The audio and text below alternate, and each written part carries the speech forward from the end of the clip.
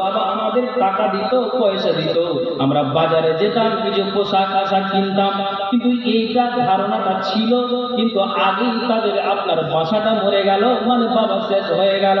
কিন্তু নবী বলছেন শোনো, আমি যদি তাদেরকে পাই, তারা কারা? ওই সম্প্রদায়েরা যারা বেছে বেছে মুসলমানদেরকে হত্যা করবে। আল্লাহ পাক রাসূল বলছেন আর মূর্তি পূজকদেরকে সম্মানের সহিত ছেড়ে দেওয়া হবে। নবী বলছেন আমি যদি তাদেরকে পাই, তাহলে আজ সম্প্রদায় নাই, তাদেরকে আমি হত্যা করব। কিন্তু আফসোসের কথা, নবী আমাদের মাঝে নাই। যে আপনি মিলিয়ে নেন হাদিসটা থেকে। এই জন্য আল্লাহ রাব্বুল আলামিন কোরআনে বলছেন, আর রাসূল সাল্লাল্লাহু আলাইহি ওয়াসাল্লাম তিনি হাদিসে বলছেন যে শুনো, হ্যাঁ তারপরও পৃথিবীতে এমন একটা ভয়াবহ আকার ধারণ করবে, তারপর আমরা কেন প্রাধান্য দিয়ে চলি? কেন চলি? কি সামান্য আপনাকে পিছিয়ে রেখেছে? আপনি বলুন, এই মগজে এই জাতির কখন উঠবে? হায় আফসোস। দেখেন আপনাকে আর একটা হাদিস দিচ্ছি, ভালো করে শুনবেন। নবীজি বলছেন ইয়াতি ফি আখিরিজ জামানে কওমুন হুদাসাউল আসনানে ওয়া সুফাহাউল আহলামে ইয়াকুলুনা খায়রুল বারিয়াহ। দেখেন আল্লাহ পাক রাসূল বলছেন শেষ জামানায় নির্বোধ তরুণদের আবির্ভাব ঘটবে। তারা সমাজে মিষ্টি মিষ্টি কথা বলবে, তারা সমাজে জাদুমাখা কথা বলবে, তারা সমাজে এত ভালো ভালো উত্তম কথা বলবে। আপনি বলবেন এটা কোন মানুষ যে এত উত্তম কথা বলে? তাদের কথাতে নিজের মনটা জড়িয়ে যায়, তাদের কথাতে নিজের মনটা আপনার শান্তি পেয়ে যায়। এরা কেমন মানুষ? আল্লাহ পাক রাসূল বলছেন শুনে যে মানুষেরা শোনো, এরা শেষ জমানায় ও তরুণদের আবির্ভাব ঘটবে। তারা সমাজে মিষ্টি মিষ্টি কথা বলবে, মানুষ বলবে যে এরা কত একটা ভালো মানুষ, যে উত্তম উত্তম মানুষদেরকে কথা বলে। কিন্তু নবীজি বলছেন যে এরা হলো পাক্কা চিটার। জি, আমি আপনাকে প্রমাণটা দিব, এটা ভালো করে শুনবেন। আপনার এই শোনাগুলো এই ঘটনা ঘটেছে কিনা আমি বলতে পারবো না, কিন্তু আমি আমার গ্রাম আর আনাচে কানাচে মালদার যে এখানে ওখানে জালসাতে যাওয়া যাচ্ছে, এদিক ওদিকে যে ঘোরাফেরা করা যাচ্ছে, তো কয়েকটা জালসাতে আমাদের মালদা জেলার একজন বক্তা এখন বয়স্ক হয়ে যাওয়ার কারণে বেচারা চলতে পারছেন না, মাঝখানে অসুখ হয়ে যাওয়ার কারণে মাওলানা আব্দুল ওয়াহাব ইসলাহি তিনি আদায়কারী হিসাবে একটা বক্তা পরিচিত, চিনতে পারলেন না? তো উনাকে একটা টাইটেল দেয়, মানুষ জানে, গারাকাটে ইস্তাহারে লিখে দেয়, এটা বেয়াদবি মাফ করবেন, মানে বাচ্চু একটু লিখে দেয়, আব্দুল ওয়াহাব ইসলাহি বাচ্চু সাহেব। শুনুন আপনারা। তো উনাকে একদিন একজন ফোন করছে, আমি নিজেই তার হরিশচন্দ্র মিশ্র করে একটা প্রোগ্রামে গিয়েছি, একজন ফোন করছে যে মাওলানা সৌদি আরব থেকে একটা 3,70,000 টাকার একটা টাকা আছে, তো মাদ্রাসাতে আমরা দেব, তো এই টাকাটাকে দেওয়ার জন্য আপনারা যে নেবেন তার জন্য আপনাদেরকে মাদ্রাসার পক্ষ থেকে 30,000 টাকা আমার অ্যাকাউন্টে দিতে হবে, অ্যাকাউন্ট নাম্বারটা দিচ্ছি, আপনি ঢুকিয়ে দেবেন। তা আমি 3,70,000 টাকা পাবো, 30,000 টাকা দিতে গিয়ে আমার গায়ে ব্যথাবে? এখানে বলুন আপনারা, ব্যথাবে না? চলে যাবে আমার এখান থেকে 30,000 টাকা। আমি খুশিটা আটখানা হয়ে আর বলছে জনাব আমি খুব বিপদে পড়ে আছি, তো আমার জন্য একটু দোয়া করে দিয়ে। কে জানি যে এটা আমার খালেদা ভাই চিটারি করবে? এটা তো আমার আর ব্রেনে ধরেনি। দেখেন আপনি হাদিসটা তো মিলিয়ে নেবেন যে জমানাটা কিভাবে এসছে, শুরু হয়েছে। ঠিক 3,70,000 টাকার নামে 30,000 টাকা নিয়ে নিল মাদ্রাসার ডাইরেক্টর, উনিও আপনার যেন খুশিতে আটখানা হয়ে কারেন্ট আপনার ফোনপে টাকা মেরে দিলেন। এই করে করে কয়েকটা জায়গাতে ওই বেচারা ওই মানুষটাই ওর টাকা নিয়েছে। জি, আপনাকে কি বললাম, কত মিষ্টি কথা।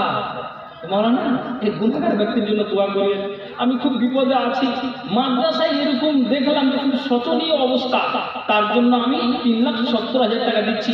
নেটের মাধ্যমে দেখলাম যে মাদ্রাসার অবস্থা খুব শোচনীয়, টাকাটা দিচ্ছি। কত মিষ্টি কথা। নবীজি এটা বললেন ইয়াতি ফি আখিরিজ জামান কওমুন হুদাসাউল আসনানি ওয়া সুফাহাউল আহলামি ইয়াকুলুনা মিন খায়রি কাউলিল বারিয়াতে। নবী বলছেন যে ওই শেষ জামানায় ওই তরুণদের অল্প বয়সী মানুষদের আবির্ভাব ঘটবে, তারা সমাজে মিষ্টি মিষ্টি কথা বলবে। যেমন একটা আপনাকে উদাহরণ দিয়ে বুঝালাম, যা বাস্তবে আমরা দেখতে পাই। আল্লাহ পাকের রাসূল বলছেন যে ওরা কেমন হবে জানো হে, তারা ইসলাম থেকে অনরব দ্রুত গতিতে বেরিয়ে যাবে, যেমন তীর শিকার ভেদ করে বেরিয়ে যায়। তো নবীজি জবাব দিয়েছেন, শোনো, ফাআইনা মা লাকিতুমহুম ফাআইনা মা লাকিতুমহুম ফাআইনা মা লাকিতুমহুম। তোমরা ওই মানুষদেরকে, ওই মুসলিম মানুষদেরকে, যারা তোমরা ওই মানুষদের কথা শুনে তোমাদের মনটা জুড়িয়ে গিয়েছে, তোমরা শান্তি পেয়ে গিয়েছো, ওই মানুষদেরকে তোমরা যেখানেই পাবে, ওই তরুণদেরকে তোমরা যেখানেই পাবে, ফাকতুলহুম, তাদেরকে তোমরা হত্যা করবে। কেননা নবীজি বলছেন, ফাইন্না আজরুল লিমান কাতালাহুম ইয়াউমাল কিয়ামাহ। আল্লাহ পাক রাসূল বলছেন যে ওই ব্যক্তিদেরকে যারা হত্যা করবে, কিয়ামতের দিন আল্লাহর নিকটে অশেষ নেকি রয়েছে, অশেষ নেকি রয়েছে, অশেষ নেকি রয়েছে। কাজে আল্লাহ পাক রাসূল বলছেন যেখানেই পাবে তাদেরকে ছেড়ে কথা বলবে না। জি, আপনি দেখেন যে অবস্থাটা আমরা বাস্তবতা দেখতে পাচ্ছি কিনা। আপনি একটু মিলান যে ভারতবর্ষের অবস্থাটা এখন কোন জায়গায় দাঁড়িয়েছে, আপনি মিলান না একটু। আপনার এক জ্ঞানীগুণী বুদ্ধিজীবী মানুষ বসে আছেন। আর একটা আপনাকে কথা বলি, হযরত আলী, এটা নবীর জামাই, তিনি এমন থেকে গানিমতের মালকে যখন নিয়ে আসলেন, নিয়ে আসার পরে আল্লাহ পাকের রাসূলের কাছে যখন ওই মালটাকে দিলেন যে নবীজি আপনি এই মালটাকে এখন আপনি বন্টন করে দিন। আচ্ছা আচ্ছা, আপনারা কি বিরক্ত হচ্ছেন নাকি? অসুবিধা হচ্ছে নাকি? ভালো করে শুনুন। ঠিক ওই গানিমতের মালটা যখন আল্লাহ পাকের রাসূলের কাছে দিয়েছেন, বুঝতে পারলেন, তখন নবীজিকে বললেন যে আপনি এটি আবার বন্টন করে দিন। তো বানু তামিম গোত্রের একজন ব্যক্তি, তার নাম হচ্ছে জুল খুয়াইসির। নামটা কি বললাম? জুল খুয়াইসির। তো ওই ব্যক্তিটা নবীজির পাশে দাঁড়িয়ে আছে। আল্লাহ পাকের রাসূল বলেছেন, ইয়া মুহাম্মদ, এভাবে বলছেন, ইয়া মুহাম্মদ ইত্তাকিল্লাহ। আল্লাহ পাকের রাসূল আপনাকে যে গানিমাতের মালটা এনে দেওয়া হলো, আপনি হাতে নিয়েছেন কিংবা আপনার কাছে এখন জমা আছে, মালটাকে আপনি ভাগ করবেন, এটা ঠিক আছে, কিন্তু আপনাকে একটা আমি কথা বলি, আমার কথা থেকে আপনি সাড়া দিন। নবীজির প্রাণটাকে খাড়া করলেন আর বলছে, ওই জুল খুয়াইসির নামের ব্যক্তিটা নবীজিকে বলছেন, ইয়া মুহাম্মদ ইত্তাকিল্লাহ, আপনি ভাগ করছেন করেন, বন্টন করছেন করেন, কিন্তু ভিতরে যেন আল্লাহর ভয়টা আপনার থাকে। এই ভিতরে আল্লাহর ভয় রেখে আপনি গানিমতের মালটাকে ভাগ করবেন। নবীজি ওই ব্যক্তিটাকে এটাই জবাব দিলেন, আরে পাগল, কালা মাইয়ুতিল্লাহ ইযা আসাইতুহু, আমি যদি আল্লাহর অবাধ্যতা করি তাহলে কে তার কথাকে মেনে দিবে? আমি যদি আল্লাহর কথার অস্বীকার করি তাহলে কে তার কথাকে মেনে দিবে? রে পাগল, কাজে শোনো, আমি আল্লাহকে ভয় করি, তো তুমি আমাকে আবার থ্রেট দিয়ে বলছো যে ভাগ করছেন করেন, কিন্তু আল্লাহর জন্য ভিতরে আপনার ভয়টা থাকে। আল্লাহ পাকের রাসূল এটা বলেন, আমি যদি অবাধ্যতা করি তাহলে কে তার অনুসরণ করবে? আর তুমি আমাকে এইভাবে প্রেসার দিচ্ছ, তার মানে এতটুকুই কথা। আবার নবীজি ওই মালটাকে নিয়ে যখন ভাগ করবেন দ্বিতীয়বার, তখন আবার ওই জুল খুয়াইসির আবার তখন সে আল্লাহ পাকের রাসূলকে বলছেন, নবীজি ইয়া রাসূলুল্লাহ, আল্লাহ পাকের রাসূল আপনার ভিতরে যেন ইনসাফ থাকে, আপনি বেইনসাফি করে আপনি মালটাকে ভাগ আপনি করবেন না। ভালো করে শুনবেন, আমি আপনাকে কোনটা বুঝাতে চাইছি। মনে করুন তো মাদ্রাসার ছেলেরা কিংবা যারা মাছওয়ালারা যখন আপনার বিলে যায়, বেড় জালে 10 জন 12 জন শরীক হলো, ওখান থেকে মাছগুলোকে নিয়ে আসলো, আর আমরা ওই 10টা ভাগ লাগাই। লাগাতে লাগাতে একজন ভাগ করে আর 3-4 জন আমরা দাঁড়িয়ে দেখি আর বলি যে এখানে একটা কম আছে, দাও, ওখানে বেশি আছে ওখান থেকে তুলে নাও, ওখানে একটা ভাগ বেশি আছে ওখান থেকে এই ভাগটাতে দিয়ে দাও, আর নজর দিয়ে দেখি আর বলি সমানভাবে ভাগ করে দাও। যেন ভাগের ভিতরে বেইনসাফি না হয়। সবাই জাল টেনেছি, সবাই আমরা মেহনত করেছি, কাজে যেন এর ভাগটা যেন কোনো রকমের যেন গড়বড় না হয়। তেমনি যেন জুল খুয়াইসি আল্লাহ পাকের রাসূল বলছেন, নবীজি গো আপনি এই মালটাকে ভাগ করবেন এটা ঠিক আছে, কিন্তু ইয়া রাসূলুল্লাহ আপনার ভিতরে যেন ইনসাফটা থাকে, আপনি বেইনসাফি করে আপনি মালের ভাগটা করতে যাবেন না। নবীজি এই কথাটা যখন শুনলেন, শোনার পরে বাস আল্লাহ পাকের রাসূল চুপচাপ, আর আপনার 5-7 সেকেন্ডের মধ্যেই কিন্তু রাত্রিটা মধ্যে চলে গেল। আল্লাহ পাকের রাসূল তখন তিনি যখন ওই জুলফাইসে যখন চলে গেল, তখন ওই জায়গাটা উপস্থিত কে কে ছিলেন আমি আপনাকে নাম বলছি। হযরত আবু বকর, হযরত উমর, হযরত আলী, তিনটা ব্যক্তি ওই জায়গাতে উপস্থিত ছিলেন। নবীজির 2টা শ্বশুর আর নবীজির একটা জামাই হযরত আলী, 3 জন ওই জায়গাতে উপস্থিত ছিলেন। নবীজি তখন যখন ওই জুলফাইসির ব্যক্তিটা চলে গেল, তখন আল্লাহ পাকের রাসূল এটাই বললেন, আইয়ুকুম ইয়াকুমু ইলাইহি ফায়াকতুলহু, কে তোমরা আছো আর ওই ব্যক্তি গিয়ে তোমরা হত্যা করবে, কে তোমরা আছো ওই ব্যক্তিকে গিয়ে তোমরা জবাই করবে, কোনটা মানুষ আছো, কে তোমরা আছো যে ওই মানুষটাকে গিয়ে ওই ব্যক্তিটাকে গিয়ে তোমরা হত্যা করবে।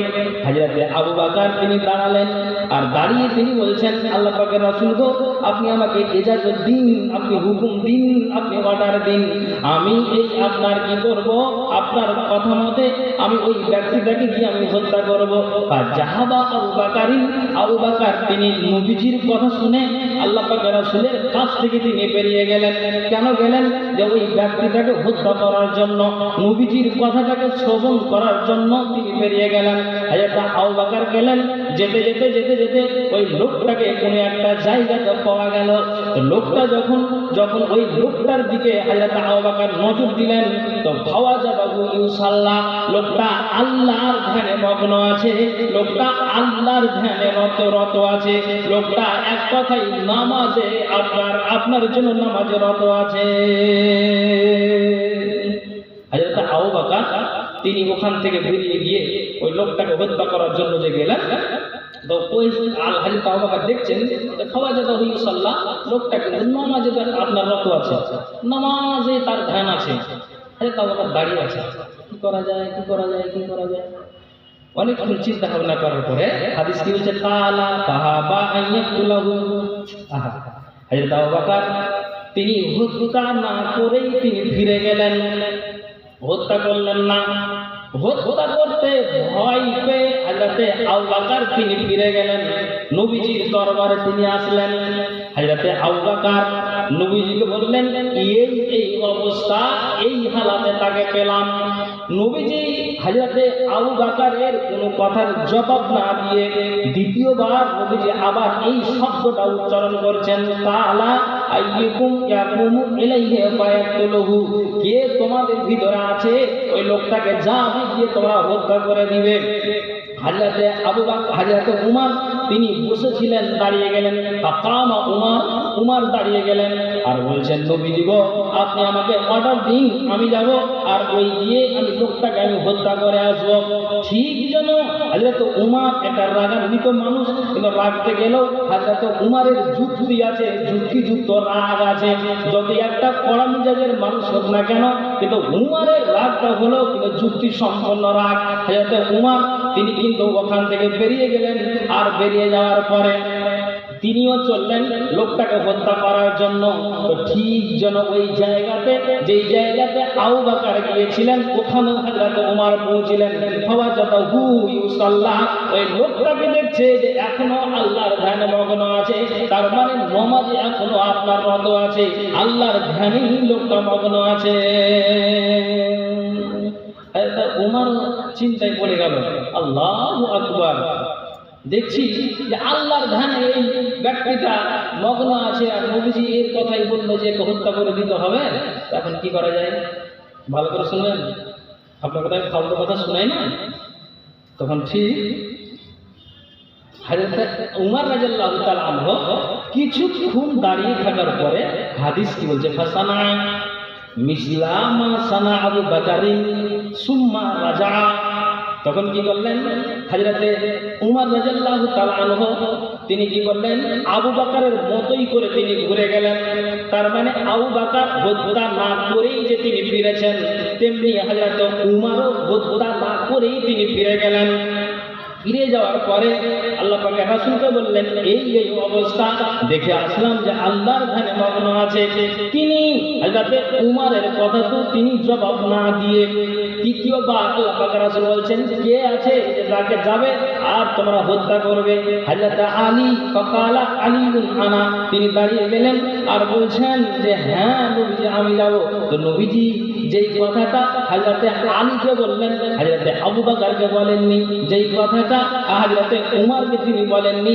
3 নম্বরে হযরতে আলী যখন দাঁড়ালেন যে আমি যাব, গিয়ে তাকে আমি হত্যা করে দিব, তো নবীজি হযরতে উমরকে এই জবাবটা দেননি, আলীকে আপনার আবু বকরকে এই জবাবটা দেননি। নবীজি বললেন, যাবে এটা ঠিক আছে, কিন্তু ব্যক্তিটাকে পেলে তো তুমি হত্যা করবে। 3 নম্বর আল্লাহ পাক রাসূল এই কথাটা বলছেন যে শোনো হযরত আলী, যাবে এটা ঠিক আছে, এই কথাটা আবু বকর উমরকে বলেনি নবীজি।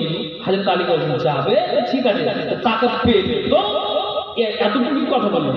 ঠিক হযরত আলী চললেন, চলে যায় গেল, দেখছে স্বাধীন সারা নেই, লোকটা কোথায় হারিয়ে গেছে, চলে গেছে, অনুপস্থিত নেই। এদিক ওদিক খোঁজাখুঁজি, এটা ওটা আনাচে কানাচে খুঁজলো, কোথায় গেল কোথায় গেল কোথায় গেল। আল্লাহ, হযরত আবু বকর তো দেখেছেন, উমর তো দেখেছেন, আমার কি পুরা কপাল আমি লোকটাকে দেখতে পেলাম না।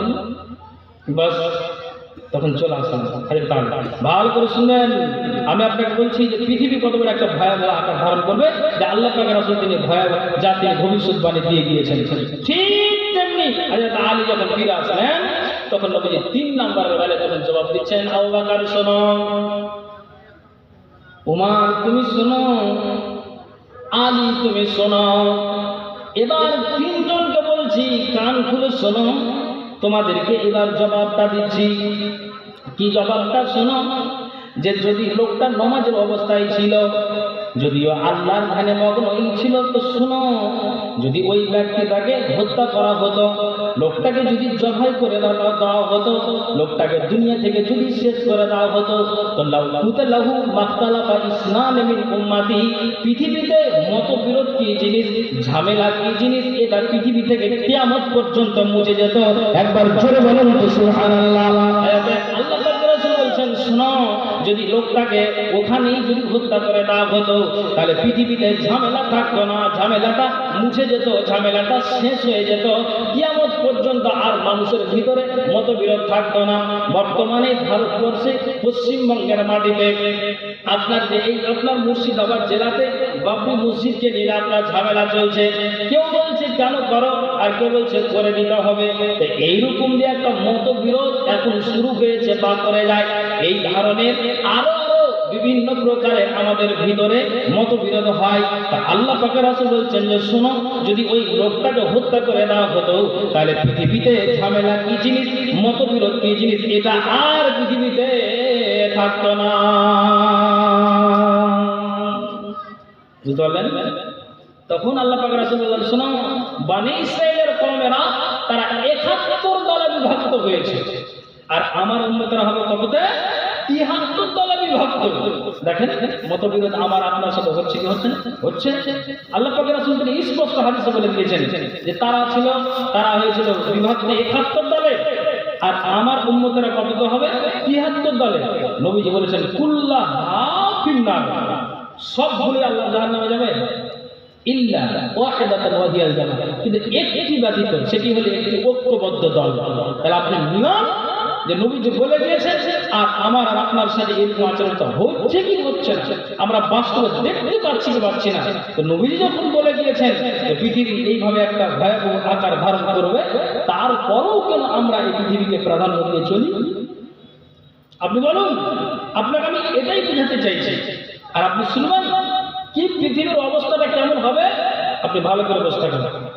হাদিসটা হলো এটাই, ওয়ান আবি হুরায়রা রাদিয়াল্লাহু তাআলা আনহু قال ক্বালা রাসূলুল্লাহ সাল্লাল্লাহু আলাইহি ওয়াসাল্লাম।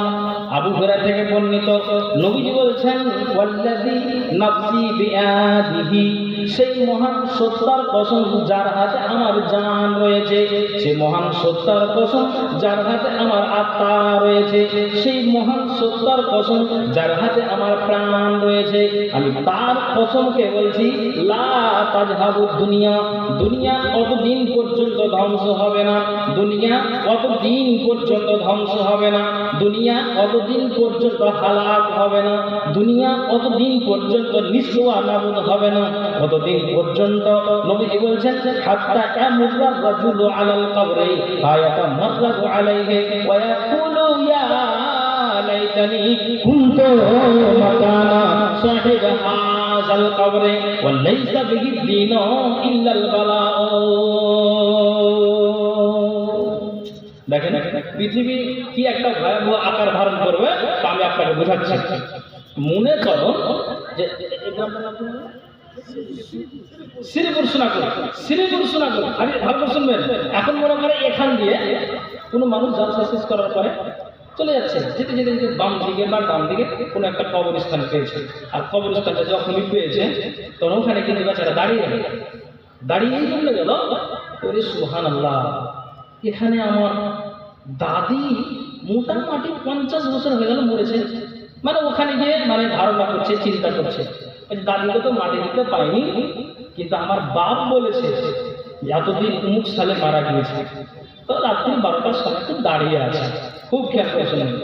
আবার আর একটু কবরস্থানে গিয়ে পাশে হচ্ছে, এখানে আমার নানা আছে, মোটামুটি এরও 60 বছর হয়ে গেল। এইভাবে বেচারা কবর গায়ে মানে চিন্তা করছে, এখানে দাদি, ওখানে নানা, ওখানে নানি, এখানে বাপ, ওখানে মা, এই করতে করতে চিন্তা করছে যে আমাকেও কবরে যেতে হবে, এইভাবে চিন্তা করছে। এর মধ্যে হঠাৎ কি হয়ে গেল, মানুষকে যেমন জিভে ধরে নাই, শরীরটা হাড় কাঁপানো শুরু হয়ে যায়, ঠান্ডার মতো থরথর করে কাঁপছে, বাড়ি দৌড়িয়ে চলে গেল। আরে কিছু তো হয়নি, একটুখানি ওখানে দাঁড়ালাম, কবরকে স্মরণ করলাম। হযরত উসমান গনি বেশি বেশি করে কবরে যেতেন, ইমানকে তাজা করতেন, অথচ এরা জান্নাতি মানুষ। তা আমি ওই জায়গাটাকে স্মরণ করলাম, যে জালসা শুনে আসলাম, একটু স্মরণ করলাম যে কবরতে যেতে হবে, আমল কি করছি আর না করছি। আরে 10 মিনিট থাকার পরে শরীরটা যে কেন এরকম হয়ে গেল, আমি আর কিন্তু থাকতে পারলাম না, তখন গতিবেগে বাড়ি থেকে চলে আসলাম। আল্লাহু আকবার, চললেন। আপনি কথাটাকে খেয়াল করে শুনবেন, যে 10 মিনিট থাকতে পারলো না, কবর গা থেকে চলে গেল পৃথিবীর মানুষ। কিন্তু নবীজি বলছেন, এমন একটা দিন চলে আসবে, এমন একটা সময় চলে আসবে, এমন একটা দিন চলে আসবে, এমন একটা সময় চলে আসবে, যে মানুষ কি করবে জানো? হে দুনিয়া কতদিন পর্যন্ত ধ্বংস হবে না, যতদিন পর্যন্ত একটা মানুষ উক্ত কবরের পাশ দিয়ে অতিক্রম করার সময় ওই কবরের পাশে আপনার যেন গড়াগড়ি দিতে থাকবে। একটা মহিষ যখন ক্লান্ত হয়ে যায়, তখন যেন আপনার পানির কিনারাতে যদি তাকে বসিয়ে দেওয়া যায়, তাহলে কিন্তু একবার ডান দিকে একবার বাম দিকে পাটাকে এদিক ওদিক তারা করে দেয়, তেমনি যেন আপনার ওই মহিষের মতো একটা কবরের পাশে গিয়ে বেচারা কি হবে যেন, একবার এই দিকে গড়াগড়ি দিবে, একবার ওই দিকে গড়াগড়ি দিবে, কবরের ভিতরে গড়াগড়ি দিতে থাকবে, গড়াগড়ি দিতে থাকবে।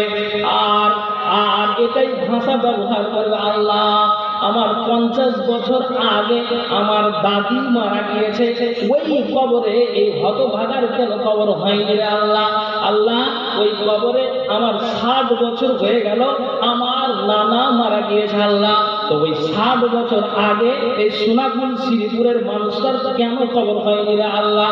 এইভাবে লোকটা চিৎকার করবে, গড়াগড়ি দিবে, গড়াগড়ি দিবে, আর এই ভাষাটা ব্যবহার করবে যে 50 বছর আগে কেন মরণ হয়নি, 60 বছর আগে আমার নানার কবরে আমার কোনো ভাগ্যটা হয়নি। আপনি এবার এখানে প্রশ্ন তুলবেন যে মাওলানা, লোকটা কত দিনদার, লোকটা কত পরহেজগার, লোকটা কত আল্লাহওয়ালা, যে লোকটা দুনিয়াতে মধ্যে বাঁচতে চায় না, লোকটা পৃথিবী থেকে চলে যেতে চায়, লোকটা দুনিয়াতে বাঁচতে চায় না, লোকটা কবরের পাশে গিয়ে মরে যেতে চায়, তো লোকটা কত আল্লাহওয়ালা, লোকটা কত দিনদার, লোকটা কত পরহেজগার। নবীজি বলছেন না, এটা পরহেজগারের পরিচয় নয়, নয়, এটা দিনদারের পরিচয় নয়, এটা কিসের পরিচয় জানো হে? আল্লাহ পাক রাসূল বলছেন এই সুনাগুলের মাটিতে এত একটা সুন্দর মাদ্রাসা খোলা আছে, মাদ্রাসা মানুষের চোখে আর আপনার জন্য দেখবে না, এটা বানাত মাদ্রাসা খোলা আছে, কোথাও তাদের নজরে আসবে না। মানুষ একে অপরে আপনার খুন রাহাজানি, আপনার একে অপরে মারামারি কাটাকাটি, বাপ ও ছেলেতে ঝগড়া, মা বেটাতে ঝগড়া, আপনার পাড়া প্রতিবেশীতে ঝগড়া, একে অপরকে হাসুয়া নিয়ে তারওয়াল নিয়ে আপনার কোপাকুপি কাটাকাটি খুন রাহাজানি হবে। এখান থেকে ওই সুনাগুলের মানুষরা বলছে আল্লাহ এত সুন্দর একটা সালফিয়া মাদ্রাসার সাত খোলা আছে, তারপরও মানুষ এটা জ্ঞান ওঠে না। সপ্তাহিতে আপনার জুমার খুতবা হয়, তারপর মানুষের জ্ঞানে ওঠে না। তখন ওই বেচারা ওখান থেকে এই জানের ভয়ে বা এই অত্যাচারের ভয়ে তখন তাল বাংলা চলে গেল, ওখানেও দেখছে যে ওখানেও একই হালাত, ওখানেও একই হালাত।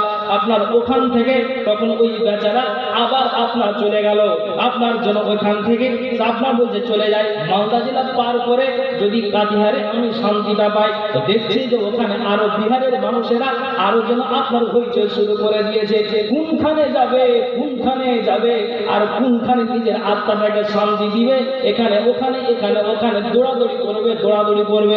নবীজি বলছেন পৃথিবী এমন একটা ভয়াবহ আকার ধারণ করবে, মানুষেরা এইভাবে ওই সময়ের ভিতরে দৌড়াদৌড়ি করবে, অবশেষে কোনো জায়গা খুঁজে না পেয়ে, কোনো উপায় না পেয়ে লোকটা কবরের কাছে যাবে আর গড়াগড়ি দিবে আল্লাহ যদি এই কবরের 60 বছর আগে এই হতভাগার আল্লাহ কবর হতো, তাহলে পৃথিবীর এই ঝামেলা থেকে মুক্তি পেয়ে যেতাম আল্লাহ, এই পৃথিবীর ঝামেলা থেকে আল্লাহ বেঁচে যেতাম আল্লাহ।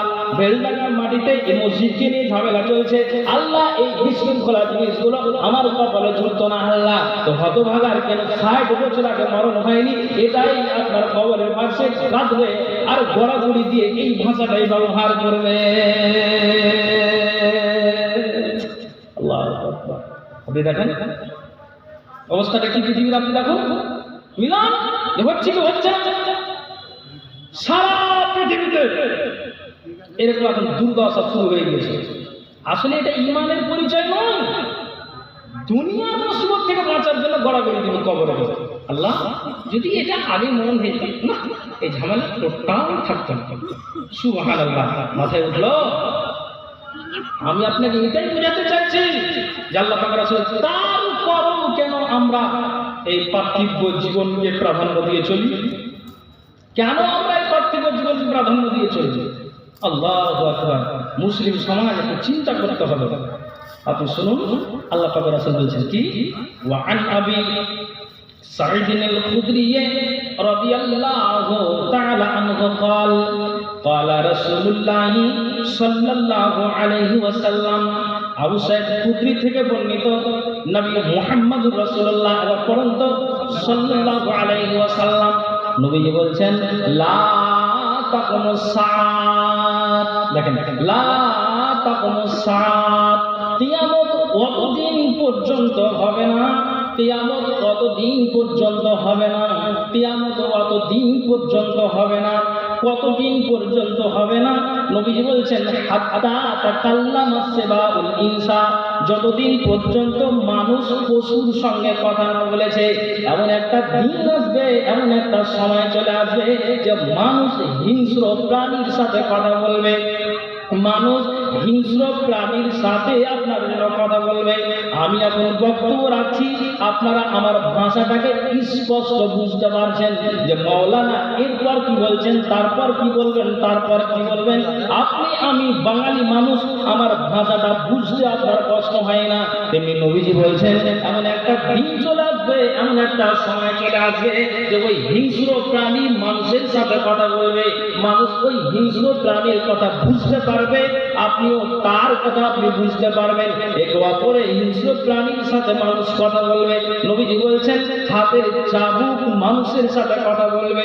যে রাখালেরা মহিষকে মাঠে চড়াতে যায়, ছাগলকে চড়াতে যায়, গরুকে চড়াতে যায়, যে হাতের চাবুকটা আপনার রাখালের কাছে থাকে, ওই রাখাল আল্লাহ পাকের রাসূল বলছেন যে ওই হাতের চাবুক মানুষের সাথে কথা বলবে। নবীজি বলছেন পায়ের জুতার ফিতা মানুষের সাথে কথা বলবে। এই হাদিসটার ভিতরে আরেকটা ভাইটাল কথা আছে, একটু ভালো করে শুনবেন। নবীজি বলছেন তারপরে কি হবে জানো হে, এই সোনাগুল শ্রীপুরের কোন একটা পুরুষ ন্যায় বাইরে গিয়েছে। কতদিন হলো? না তো 4 বছর হয়ে গেল। কতদিন হলো? না তো 2 বছর হয়ে গেল। কোথায় আছে? না তো আপনার সৌদি আরবে আছে, দুবাইতে আছে, ব্যাঙ্গালোরে আছে। কিসের জন্য? খেটে খাওয়া মানুষ, গরিব মানুষ, নিজের সংসারকে চালাবার জন্য আপনার 2 বছর ধরে, 4 মাস ধরে, 5 মাস ধরে বাইরে বেচারা আছে। ভালো করে শুনবেন, আমি আপনাকে বলি, আল্লাহ পাকের, আল্লাহ রাব্বুল আলামিন কোরআনের ভিতরে বলেছেন আয-যানিয়াতু ওয়াজ-যানি। প্রথমে আল্লাহ মুআন্নাস ব্যবহার করেছেন আয-যানিয়াতু ওয়াজ-যানি, তার মানে একটা মেয়ে আপনার আর একটা ছেলে বিবাহের আগে যদি অন্যায় কাজ করে নাই, স্টেজে ওলামায়ে কেরাম আছেন, এটা সবাই আমরা জানি, আর আপনারাও এটা শুনে শুনে মুখস্থ করেছেন। তো আমি হাদিস থেকে বুঝাবার জন্য কথাটাকে টেনে আনলাম। আল্লাহ রাব্বুল আলামিন কোরআনে বলছেন এরা বিবাহের আগে যদি অন্যায় করে নাই তাহলে দুজনকে 100 করে লাগিয়ে দাও, আর বিবাহের পরে যদি অন্যায় করে নাই তাহলে তাদেরকে দুজনকে আপনার রজম করে করে তাদেরকে শেষ করে দাও। বাস এতটুকুই কথা। আমি আপনাকে বলছি যে একটা নারী, একটা নর অসৎকর্ম করে নিয়েছে, আপনি মারবেন কখন? আপনার যদি ওই নারীটা অস্বীকার করে নাই, ছেলেটা যদি অস্বীকার করে নাই, না মানুষেরা আমাদের প্রতি অপবাদ দিচ্ছে, মানুষেরা আমাদের প্রতি তহমাত দিচ্ছে। যেমন ভাবে মা আয়েশাকে দেওয়া হয়েছিল, আল্লাহর কসম, আল্লাহর কসম, আল্লাহর কসম, আমাদের দ্বারা দিয়ে অন্যায় কাজ হয়নি, আমরা ব্যভিচারে লিপ্ত হইনি। মানুষ এখানে আমাদেরকে যাহা তা বলে বেড়ায়, আল্লাহর কসম করে বলছি অন্যায় কাজ হয়নি। হতে গেলেও দাদারা আমার কসম খেয়ে নিয়েছে, আপনি তার প্রতি ঘোড়া লাগাতে পারবেন না। কেন পারবেন না? যেহেতু দুজনেই অস্বীকার করে দিল, কে তার সাক্ষী আছে, কে তার প্রমাণ আছে? কিন্তু নবী বলছেন এমন একটা দিন আসবে, এমন একটা সময় আসবে, পৃথিবী এমন একটা ভয়াবহ আকার ধারণ করবে। আল্লাহ পাক রাসূল বলছেন স্বামী বাইরে আছে, উনি একটা নারী একটা বেগানা পুরুষকে দেখে তার নিজের যদি সাধুটাকে মিটিয়ে নাই, আল্লাহ পাক রাসূল বলছেন শোনো, ইখবিরহু ফাতিজহু বিমা আহদাসা আহলুহু বা'দাহু। আল্লাহ পাক রাসূল বলছেন যে যখন বাইরে থেকে ওই পুরুষটা আপনার নারীর মধুর মিলনে যাবে, তখনই কিন্তু নারীর আপনার উরুর আন থেকে স্পষ্ট কথা বেরিয়ে যাবে আর বলবে, এর পুরুষ শুনো, যে একমাত্র ইজ্জতটা স্বামীর জন্য হালাল, এটা কি করেছে তোমার বিবি, তুমি শোনো, যখন তুমি বাইরে ছিলে তখন এই ইজ্জতটাকে নাজেহাল করে দিয়েছে, একটা বেগানা পুরুষের সামনে ওপেন হয়ে গিয়েছে, অতএব এটা তোমার জন্য হালাল, কিন্তু নারীটা হালাল উপায় আপনার জন্য রাখতে পারেনি, এটা আপনার বিন্দু করে দিয়েছে। নবীজি বলছেন এমন একটা দিন, এমন একটা সময় আসবে যে বিবির উরুরান থেকে আপনার স্পষ্ট কথা বেরিয়ে যাবে। নবীজি বলছেন এমন একটা দিন, এমন একটা সময় চলে আসবে। দেখেন, তারপরেও কেন আমরা এই পৃথিবীকে প্রাধান্য দিয়ে চলি? আল্লাহু আকবার। ভাইজান ভালো করে শুনবেন, কিষানগঞ্জের মাটিতে পরিবারটাকে এত সুন্দর করে তৈরি করেছে, বেচারা আল্লাহ ধন সম্পদ দিয়েছে, 4টা তার ছেলে আছে। তো কথাটা মনে চলে আসলো ভাই, 4টা ছেলে আছে, তো প্রত্যেক ছেলে 5 ওয়াক্তের নামাজ জামাত মসজিদ আদায় করে, আর যেখানেই বউ দেখতে যায় আমি 5 ওয়াক্ত নামাজি মেয়ে নিব, আলহামদুলিল্লাহ আল্লাহ তার নসিব মিলিয়েও দিয়েছে। তো ও কি করে, প্রত্যেক ছেলের রুমে লোটা রেখে দিয়েছে, ফজরের আজান অ্যালার্ম সেট করা আছে, বাড়ির মালিক উঠে আজান হচ্ছে, মসজিদে ফজর আজান, আসসালাতু খায়রুম মিনান নাওম। আর বেচারা বলছে, ও আমার বৌমা, ও আমার ছেলে, এখন আল্লাহ ডাক হয়েছে, এই ঘুমটাকে এখন হারাম করে দাও, লেহাবটাকে ছেড়ে দাও, আল্লাহর ডাকে সাড়া দাও, দুনিয়াকে প্রাধান্য দিয়ে লাভ নাই, কতদিন বাঁচবে, কতদিন বাঁচবে, দুনিয়াটাকে ছেড়ে দাও, খবরদার খবরদার, দুনিয়ার মোহে পড়ে, সম্পদের মোহে পড়ে, নিজের বিবি বাল বাচ্চার মোহে পড়ে আখিরাত ভুলে যাও না বেটা। ও আমার বৌমা, উঠে যাও, এখন আল্লাহর ডাক হয়েছে। লোকটা 96 বছর বসে লোকটা মারা গেছে, কিছুদিন নয়, কয়েক মাস হয়ে গেল, খবরটা নিয়েছিলাম, বেচারা মারা গিয়েছে। পরিবারটাকে এত সুন্দর করে কন্ট্রোল করে আপনার জন্য ইসলামের পথে নিয়ে এমন সুন্দর সাজিয়েছে। দেখেন কিসের জন্য? এটা জানছে যে এই পৃথিবীটা আমাদের ক্ষণস্থায়ী, আমাদের চিরস্থায়ী নয়। আর আল্লাহ পাক রাসূল স্পষ্ট বলে গিয়েছেন যে এগুলো আমাদের সব কিছু আমাদের শেষ হয়ে যাবে, কিন্তু তারপরও আমরা যেন এই পার্থিব জীবনকে প্রাধান্য দিয়েছি। দুনিয়ার মানুষ আমি আর আপনি আছি কোন জায়গাতে দাঁড়িয়ে, কোন প্ল্যাটফর্মে দাঁড়িয়ে আছে, আপনি একটু চিন্তা করুন তো। ভাইরা মুসলিম সমাজ, ভাইজান, যেদিন ঠিক আল্লাহ পাকের রাসূল ঠিক 13 অথবা 14 দিন অসুখ থাকার পর তিনি দুনিয়া থেকে বিদায় হয়েছেন। তো মা আয়েশা নবীজির পাশে আছেন। তো আল্লাহ পাকের রাসূলের শ্বশুর মশাই আবু বকর সিদ্দিক, নবীজি যখন মারা যান আয়েশা ছিলেন আর আবু বকর অনুপস্থিত ছিলেন। তো ঠিক যখন জানতে পারলেন নবীজিকে 3টি ইয়ামানি চাদর দিয়ে রসুলকে ঢাকা আছে, তো হযরত আবু বকর তিনি কিন্তু জানতে পারলেন, দেখেন কথাটাকে আমি কিভাবে মিলাচ্ছি ভালো শুনুন। জানতে পারলেন আমার জামাই দুনিয়া থেকে বিদায় হয়েছে। তখন ঠিক হযরত আবু বকর আসলেন, মুখের চাদরটাকে সরে একটা চুমু দিলেন, বুসা দিলেন নবীজির গালে, আর এক ফোঁটা জল হয়ে গেল, আবু বকর চলে গেলেন। ঠিক আবু বকর নবীজি মরে যাওয়ার পরে 2 থেকে 2.5 বছর হযরত আবু বকর সিদ্দিক রাদিয়াল্লাহু তাআলা উনি খেলাফতের দায়িত্ব দেশটাকে চালিয়েছিলেন।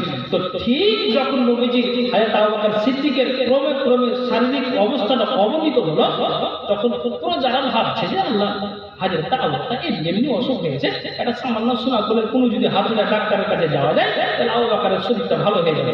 বাস দেখছে যে না, হালে হালে হালে হালে ক্রমে ক্রমে শারীরিক অবস্থার অবনীত হচ্ছে। শেষ বেলায় যখন আসলে হযরত আবু বকর অ্যাকচুয়ালি একবারে নাজেহাল হয়ে গিয়েছে, তখন ঠিক হযরত আবু বকর বলছেন, শোনো একটা কথা তোমাদের বলবো, পৃথিবীটা আমি আর বাঁচবো না, দুনিয়াকে তোমরা প্রাধান্য দিবে না, এই দুনিয়া ছেড়ে আমাদের চলে যেতে হবে। আমাদের পূর্বে যতগুলি আম্বিয়া একরাম এসেছেন আর আমাদের নবী ছিলেন তিনিও চলে গিয়েছেন, আমাকেও যেতে হবে। তবে আমি তোমাদের বলছি যে আমি একটা শেষ কথা বলবো, তোমরা এই কথাটা নিয়ে বিবাদ করবে না, তোমরা কথাটা নিয়ে ঝামেলা করবে না, তোমরা কথাটা দিয়ে বিশৃঙ্খলা তোমরা করবে না। কথাটা হলো এটাই যে আমি যে মানুষটার নাম প্রস্তাব করব সেই মানুষটা হচ্ছে হযরত উমর। এই লোকটা আমার বংশের কেউ নয়, লোকটা আমার গোষ্ঠীর কেউ নয়। তোমরা ভাববে যে হযরত আবু বকর নিজের বংশের টান টেনেছে, নিজের গোষ্ঠীর টান টেনেছে।